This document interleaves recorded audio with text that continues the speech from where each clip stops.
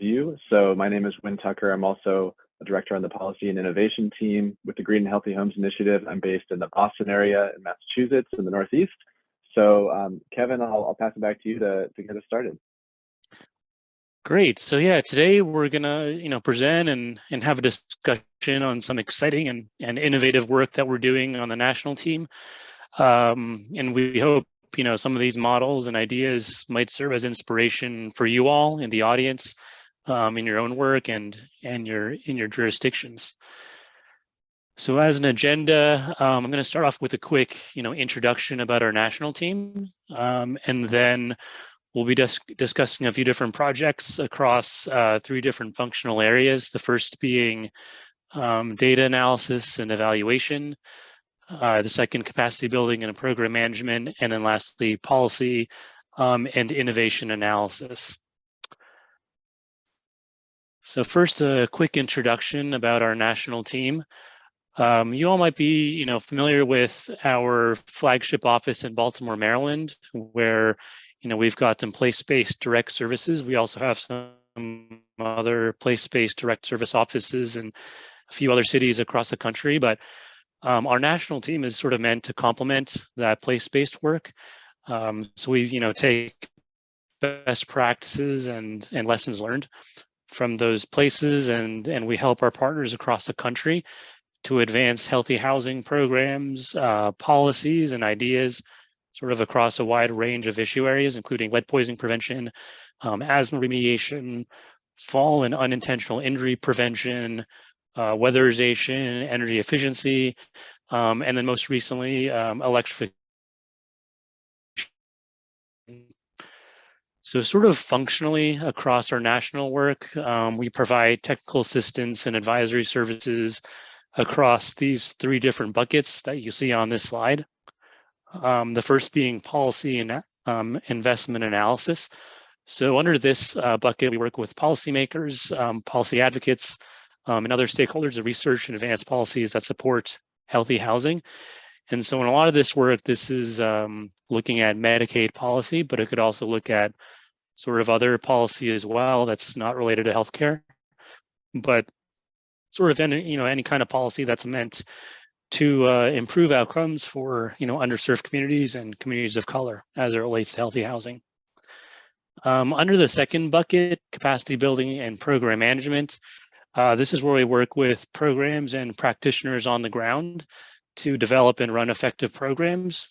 So this might include things like training on home assessments, whole home approaches, home visiting and education, as well as sort of overall program management. And then last but not least, data analysis and evaluation. For this sort of line of work on projects like evaluation of programs, including looking at return on investment to make the business case for investment into healthy housing programs. And we've got some examples to talk about in that area. As I mentioned, we work all over the country. This map kind of represents the different projects we've got going on both statewide, which is sort of represented by the green shaded states, and then projects at the local level. Those are shown by the green dots. So first I'm going to turn it over to my colleague Wynn Tucker to talk about the data and research part of our work.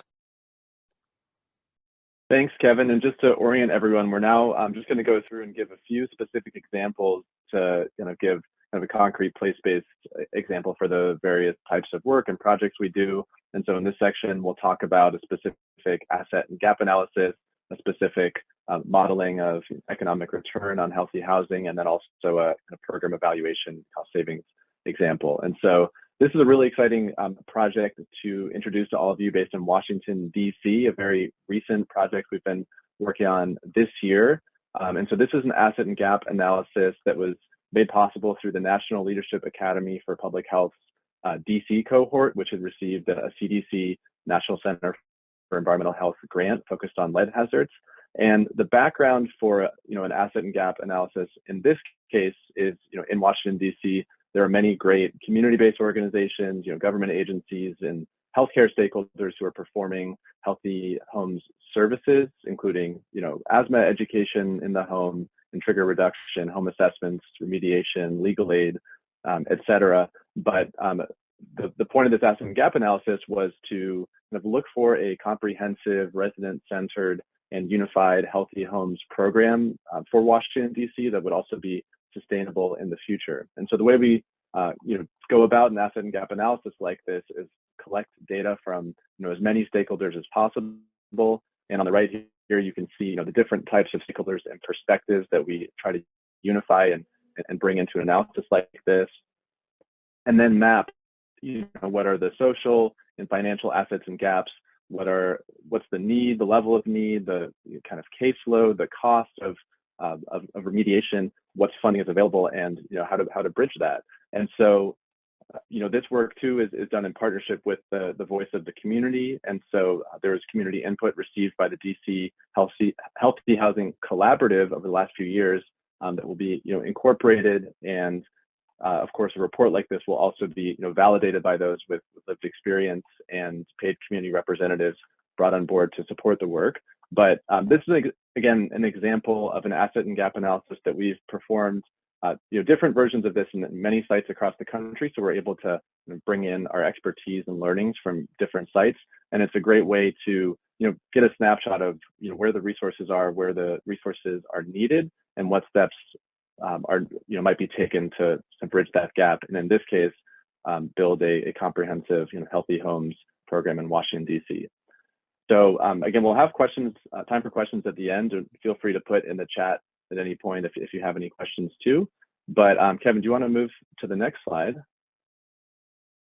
So this is another project I'm really passionate about, where we worked with Block Power on conducting a feasibility study.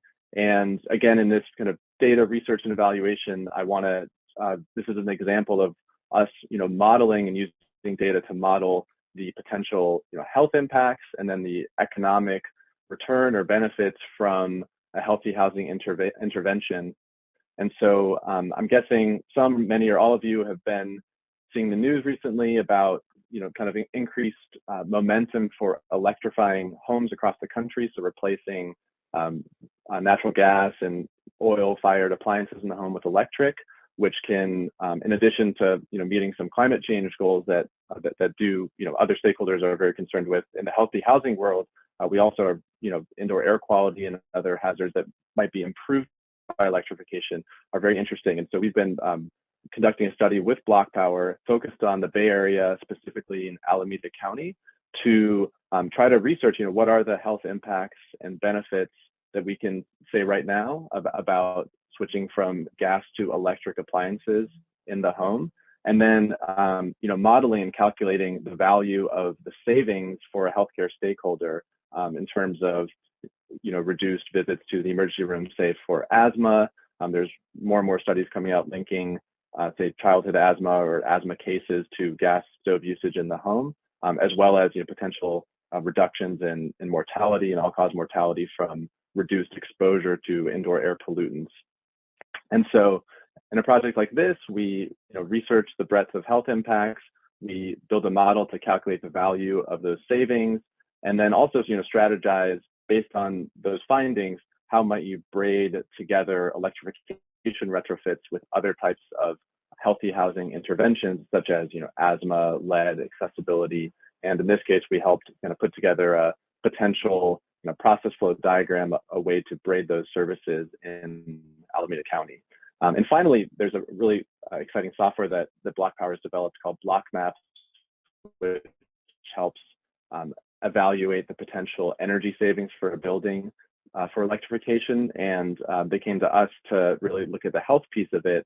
And so we've done just a deep dive into what data sets are out there for any given building to inform, what might the health benefit or impact be by switching from fossil fuels to electric for that building. So this is a kind of multimodal, really fun project to work on, looking at this exciting intersection of health and electrification, and another example of our work in this kind of data and research domain.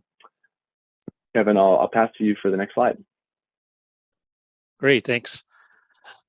Yeah, another project example of research and data analysis was one we did last year. This was done with Habitat for Humanity of Greater Memphis and Tennessee Medicaid Office's data team.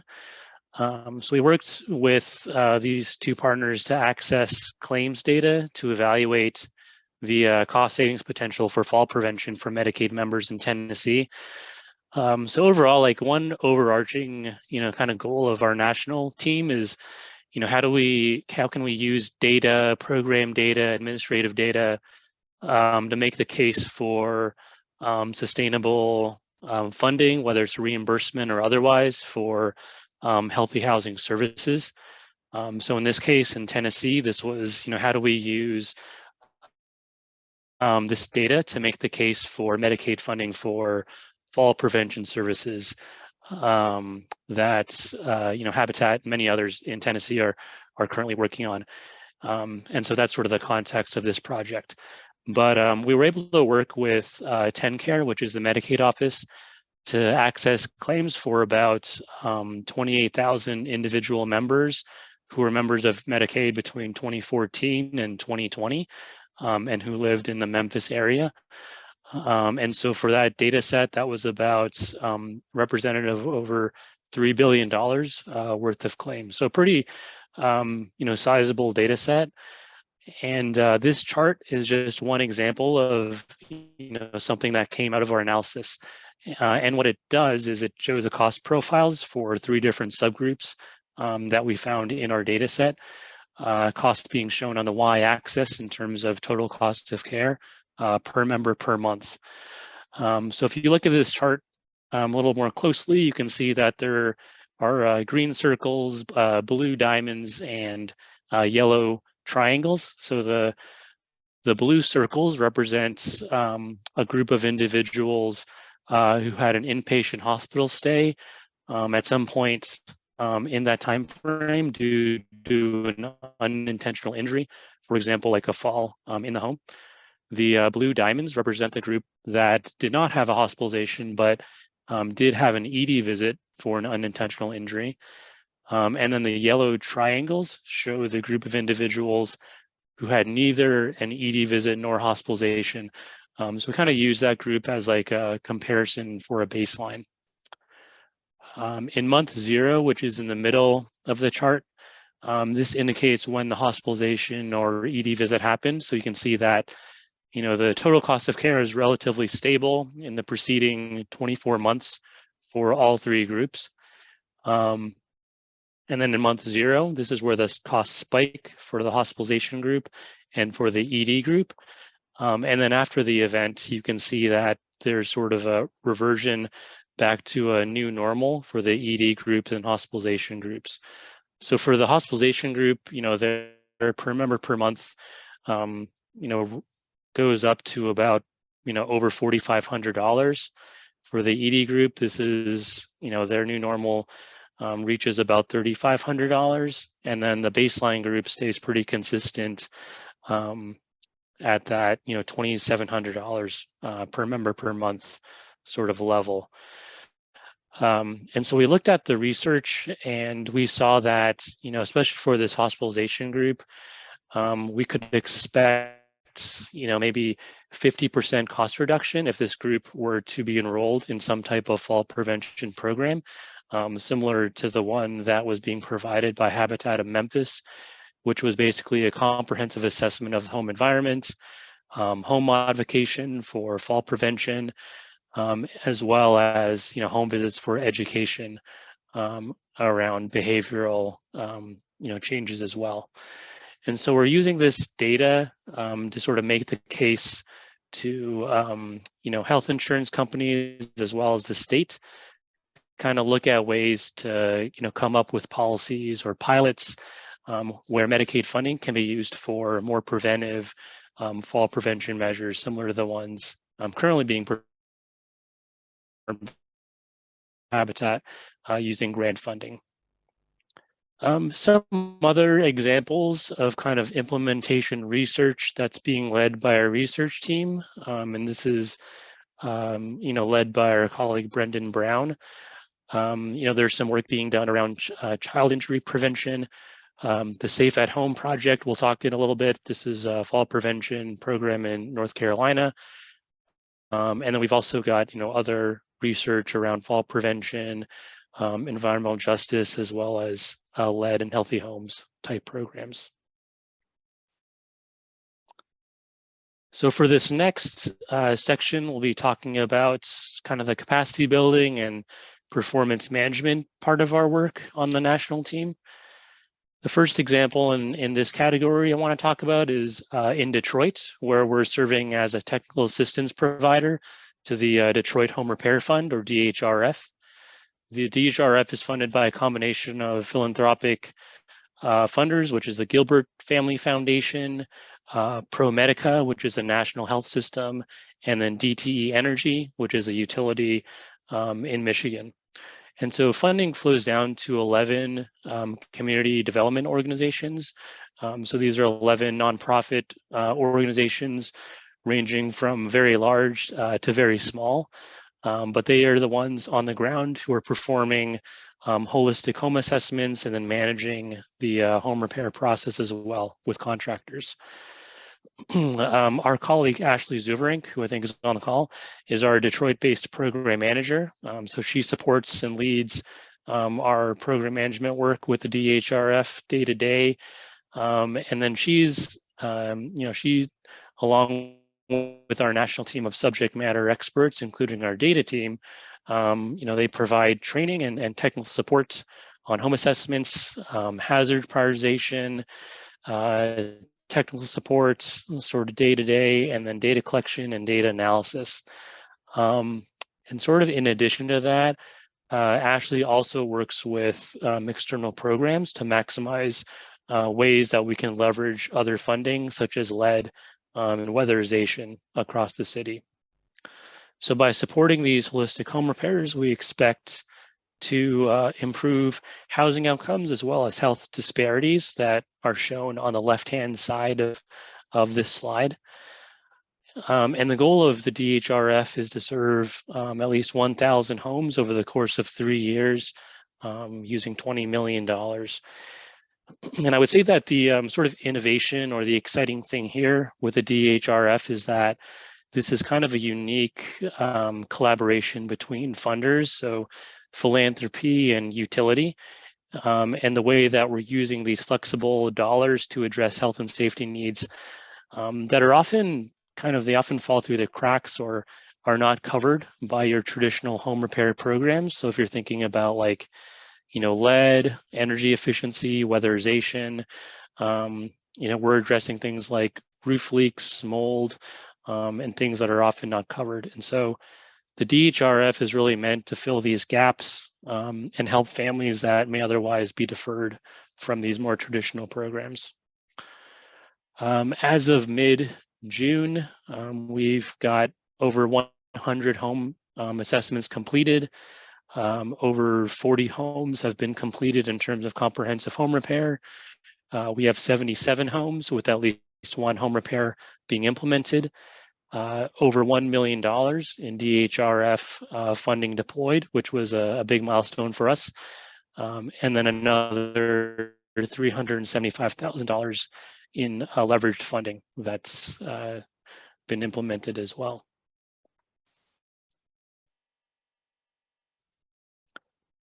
In North Carolina, we're working with Blue Cross Blue Shield of North Carolina on a fall prevention program. Deborah Young and Brendan Brown on our team are leading this work. But the model is, we're working with 8 service providers in different parts of the state on providing these fall prevention services, which is funded by Blue Cross. GHHI is serving as the main hub. So we accept referrals, from Blue Cross, and then we work with the service providers in the different parts of the state to figure out, who's taking which referral. We also take the lead on data sharing, data collection, and reporting. GHI also did the initial identification, vetting, onboarding, and training of these different service providers. And sort of at a high level, the innovation I would point out here is that there is a I would say some kind of main barriers for health plans to operationalize programs that address the social determinants of health, or SDOH. And so this does include housing. And one big challenge is sort of the contracting aspect for the health plan to connect with the service providers on the ground to meet the breadth and depth of the needs of their members. So GHHI is sort of serving as this health connection hub. We help with streamlining the contracting aspect of this relationship, the data security of health, sensitive healthcare data. And if you think about, working with a health plan that has a large geographic footprint, similar to the Blue Cross in North Carolina, we're helping sort of tap into a large network of SDOH providers, where otherwise Blue Cross might, have to contract with individually. So we're helping with that in administrative burden. This next slide provides sort of a high-level overview of what the program entails. So referrals, as I mentioned, come from Blue Cross.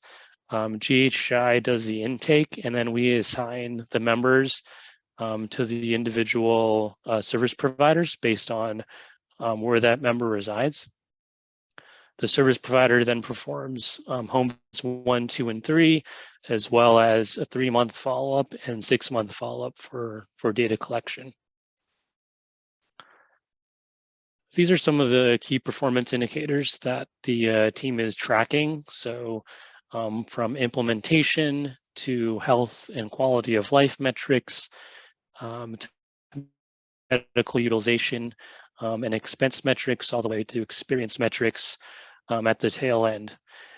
And so similar to the work that I was talking about in Tennessee, the goal of this project is to demonstrate improved health outcomes, as well as reduced medical expenses pre and post intervention for the health plan, so that if there is indeed a positive return on investment for Blue Cross, we would hope to see some type of scaling of the work to other populations, and potentially to their Medicaid population as well. So just another example of how we're using this data to make the case for sustainable reimbursement for these types of services. And yeah, I'll turn it back to Wynn. Thanks, Kevin. So now we're going to close out our presentation by just going through some examples of policy and investment analysis.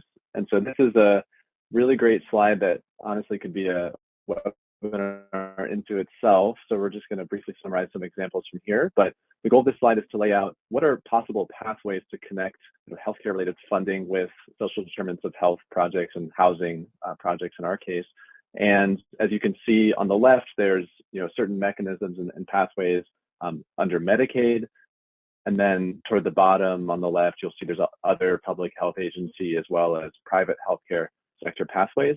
We then, in the middle of this graphic, have the specific pathways, and on the right, in the orange bubbles, are specific states where we've seen examples or pilots of each of these pathways. And so the way we work is, in many cases, to try to identify which of these pathways might be appropriate for a given context, or possible or feasible for a given project, and also in some cases to advocate for changes and reforms and these 1115 demonstration waivers submitted by states where there's experiments and pilots and changes to Medicaid where that might be appropriate and effective for addressing social determinants of health. And so just a few to talk through, and I'm going to go into one specific example right after this. Is at the top here we see the government-led mechanisms, including the Children's Health Insurance Program Health Services Initiative. And so this is a often underutilized policy tool that can be used to leverage enhanced federal match for funding childhood asthma or lead-related issues in the home environment. And so you see on the right the examples of Michigan, which was the first state to implement a health services initiative to fund lead remediation, including lead service line replacement. And then both Maryland and Wisconsin are two states that have utilized this HSI to address both lead and asthma and GHHI has provided training support to Maryland on environmental case management for lead and asthma, as well as the lead remediation. And so that's, again, just an example of a potential funding pathway for this important work. And then if we go a little bit down the graphic, we look at managed care contracts and provisions. There's a lot of different potential pathways here. So I won't go into all of them, but I'll actually come back at the end to talk about the outcomes-based payments and medical expenses in New York, where we helped design a pay-for-success kind of home-based asthma program. But we can see the direct payments. You see Michigan in a bubble, where the population health management provisions require MCOs to work with community-based organizations and community health workers to address social determinants of health. As we go a little bit down, you can see Pennsylvania, where there is the Health Choices contract includes a community-based care management quality improvement program that allows MCOs to propose projects to address SDOH for their members. So as you can see, there's all these different pathways for managed care organizations to include and fund and be involved with housing and social determinants of health projects. And so we help kind of demystify the policy landscape and also advocate where that's needed. Toward the bottom, you'll see again examples of the State Healthy Homes Fund. Kevin talked about Detroit and also talked about our work in North Carolina and working with Blue Cross. GHHI also, if you look at the hospital investment and community benefit, is partnered with Penn Medicine in Lancaster, Pennsylvania, for a $50 million investment made by Penn Medicine into lead abatement and remediation in the community there. And so, as you can see, there's a lot of heterogeneity in the pathways here. I mentioned the outcomes-based payments and medical expenses in New York. And so, Kevin, if you go to the next slide, this will be our last example before we tee up any questions. But GHHI spent years, advocating, researching, designing, and now very excitingly implementing the New York Healthy Homes Collaborative. And so this is, again, kind of taking that policy advocacy into practice and designing a concrete project out of it. And so this program is based in New York City. And it's a first of its kind project where it's a pay-for-success program for Affinity by Molina Medicaid enrollees. And so I'll talk a little bit about what pay for success means on the next slide, but essentially it's the first project like this where serving a Medicaid population where the health plan does not need to put up the upfront capital and funding for the home-based asthma services. That can be certainly a barrier in some geographies in trying to get programs like this funded. Instead, this project is funded by impact investors. So at the bottom there, you see Northern Trust, who's the senior investor, along with GHHI as the junior investor in this project, who've loaned nearly $5 million to fund this program and fund home-based asthma services. And so what this program does is it serves around 850 low-income families in New York City. It launched last year and will be about 4 years of service delivery. And for patients of Affinity by Molina who are on Medicaid, who have chronic and severe asthma, so they've been in the past 12 months either hospitalized or gone to the emergency room multiple times, they will be contacted by RNYC, who you see at the bottom here is one of our local service providers, and made aware of resources, including educational and behavioral resources, as well as, depending on the patient's needs and the family's needs, home repairs, which are performed by the Association for Energy Affordability. And so these types of interventions are shown to, by reducing the asthma triggers in the home to improve patient outcomes.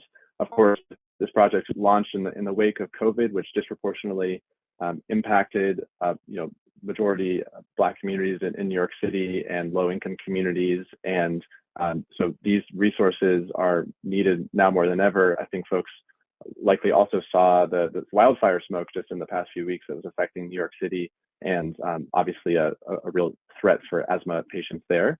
And so this is a really important program where we've also been able to partner with the New York Department of Health and the Primary Care Development Corporation of New York City to offer these services. And so, Kevin, if you go to the next slide, I can just explain how it's funded and where the innovation comes. So this diagram is, laying out the various kind of cash flows of this project. And so what's really exciting here is, you look at the service delivery box in the middle. Like I said, ARENYC and AEA are home visiting. They're providing home repairs where needed, free to the patient population.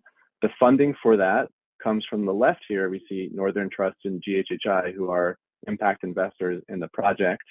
And the Primary Care Development Organization of New York serves as a financial intermediary here.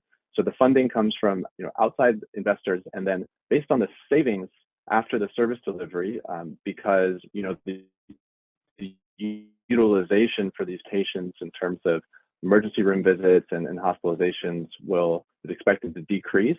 And then based on those savings, which Affinity by Molina calculates and verifies, payments will be made over time back to the impact investors toward that initial investment. And so this type of model is potentially win-win for every stakeholder here. Most of all, the population that's receiving these free services and improving asthma outcomes, but also for each of these the other stakeholders, it's an opportunity to really win and overcome potential barriers to starting these projects in the first place. So we're excited to hopefully replicate and scale this model, and we're also in the midst of operations with it right now for the next few years. So this is a really exciting, innovative project that we're excited to keep updating you on in the years ahead. And with that, I believe those are all of our examples that we wanted to walk you through today. So I think we can now take time for questions. Yeah, thank you, Kevin and Wynn. We had one question in the chat, which Ashley, thank you. It was specific to Detroit. What types of homes qualify for the Detroit Home Repair Fund? And thank you, Ashley, for jumping in on that. The DHRF is currently for single family owner occupied units. I just dropped in the chat the information that I promised earlier about information about the upcoming webinars. But now we'd like to open it up to everybody. If you have questions that you would like to ask of Kevin and Wynn about any of the information they've shared today, they've also put their email addresses up on the screen, so you can certainly reach out to them afterwards. But do we have anybody with a question that you'd like to ask?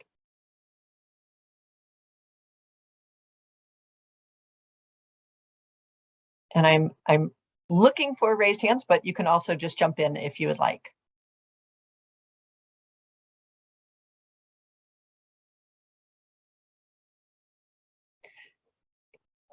Kevin and Wynn, I don't see any questions immediately right now, but I thought I would ask you all, for those folks who are on the phone, if they are interested in working with GHHI and learning more about this, or if they've got programs going on in their communities that some of the work that you all are doing on impact investing, on these different partnerships, what's the best way to go about kind of engaging that conversation and starting to build the type of network and connections that they would need to do programs like this?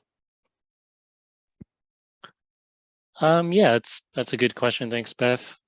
I think it really depends on the site. When we start projects like these in different places, there might be collaborations already formed, which is great. And if that's the case, then it's kind of figuring out, which voices are not at the table.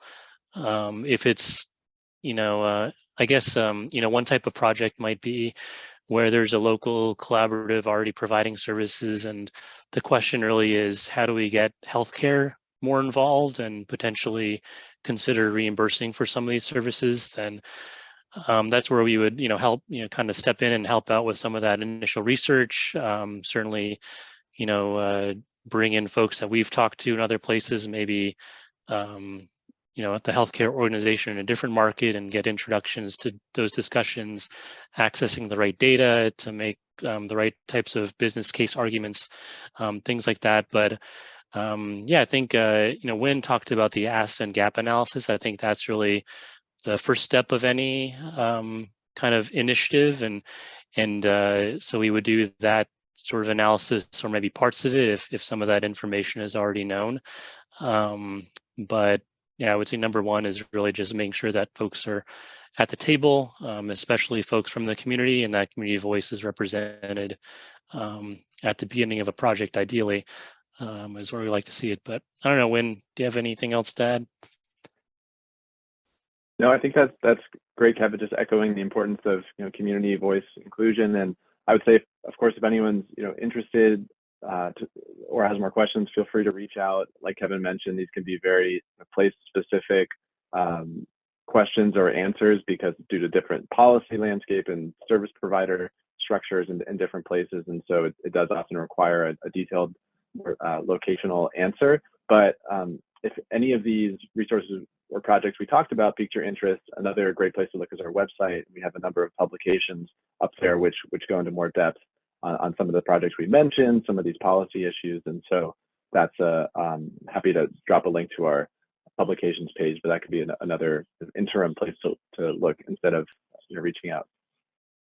Yeah, that's great. Thank you, Wynn. And Wynn and Kevin, we have a question from Donnie in Madison County, asking, we have ongoing program with the name Healthy Homes of Madison County, how to enhance the marketing of that. So Donnie, and I hope I'm pronouncing your name correctly, is there, are you looking for how to enhance the marketing of your particular program or of a partnership, or is there a specific part of that you're looking for? Thank you, Kevin and Wynn. The presentation was really helpful. Actually, we have our ongoing program with the Healthy Homes of Madison County, and we are just focusing on right now how to market so that we can reach out to our residents or the community, utilize this healthy home program. And as you know, we have so much stigma attached with that. Nobody wants to, specifically when you're working with a government organization, people doesn't want to take all the advantages that we have for them. So how to reach out to them and how to remove the stigma and how to enhance this program. So what are your views on that?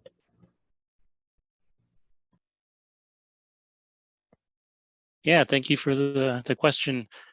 Yeah, I think there's a few different ideas come to mind. Obviously, the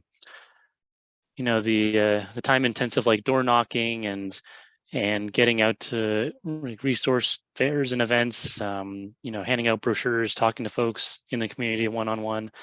That's obviously one way that is being done, and you might be doing that already. Some other ways that are kind of connected to some of the healthcare connection that we've been talking about is considering, partnerships with maybe a local hospital and clinics. Maybe they can, help screen for folks that might, have environmental triggers in their homes. To take that a step further, maybe it's working with, that hospital or clinic, health system, or even a health plan to say, hey, we've got this free program for your members. Maybe you have members who have uncontrolled asthma that you'd want to refer over to us. And so that could be something, maybe it's not just asthma or other respiratory issues or whatever might be affected by, hazards found in the home. And then even, thinking about that further, I think something that we've had success in is, once we set up those referral partnerships with healthcare, and once the program is over, we can go back to the healthcare partner and look at data and say, what are the outcomes of those either patients or members of yours that went through the program? And, if there's an evaluation that shows, hey, it looks like their health got better, it looks like the cost for their healthcare costs went down, then maybe, that partner would consider, funding that program directly in the future, after the grant is complete. So just some ideas there. Thank you so Yeah, much. and I'll add to that, Kevin. I think those partnerships, like Kevin mentioned, with healthcare can be so important. One example, I talked about the New York Healthy Homes Collaborative, that project in New York City. And one example there is we formed a partnership with a provider network in New York City called Somos IPA. And then AirNYC, the local service provider, would set up tables at Somos clinics. And we're also working with ways to build those relationships with the actual doctors, but essentially to get visibility and build trust with members of the community in order to just hopefully connect them with these resources. And I think there'll be so many strategies, and it'll depend a lot on the community itself and what their concerns or challenges in reaching them are. Kevin and I were just speaking with a director of home repair last week in Massachusetts, who was just going door to door and in his community, and also handing out pamphlets at community events. And so there's just so many different ways, and I understand that budgets and resources can also be different. And so hopefully what Kevin and I mentioned is somewhat helpful, and happy to talk more. Thank you, Ryan. Thank you, Kevin. Thank you. And there was a question Dawn asked about help for renters in Baltimore. And yes, we do our most robust set of services that GHHI does are here in Maryland and in Baltimore. And so Dawn, I put a link in the chat for you that takes you directly to the place on our website for Maryland Direct Services. We do work with renters and homeowners. And there's an intake form that you can click on there and provide some information, and our intake specialist will get with you and see what you or your colleagues or neighbors can gain access to. Oh, the link says not found. You know what? That's probably my mistake by putting a name at the end of it. So let me reshare that.